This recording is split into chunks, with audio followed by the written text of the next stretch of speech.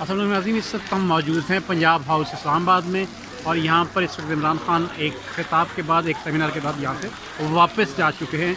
और यहाँ पर इस टाइम खूबसूरती आप देख रहे हैं, फव्वारे मौजूद हैं, बच्चे यहाँ पर खेल रहे हैं और बेहतरीन अंदाज में महसूस हो रहा है।